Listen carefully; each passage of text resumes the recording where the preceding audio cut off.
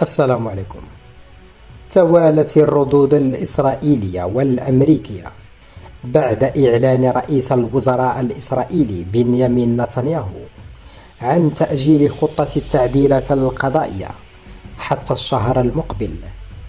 وقد وصف رئيس الأركان الأزمة التي أثارتها هذه التعديلات بأنها تختلف عن أي فترة شهدتها إسرائيل من قبل.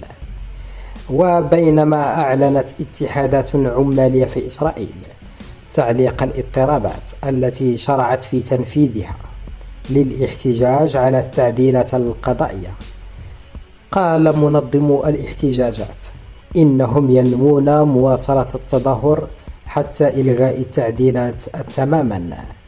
وأعلن رئيس نقابة العمال العامة الإسرائيلية تعليق الإضراب في المرافق الاقتصادية، كما أعلنت نقابة الأطباء إلغاء الإضراب العام في المرافق الصحية. وقالت لجنة عمال مطار بن غوريون إنها ألغت الإضراب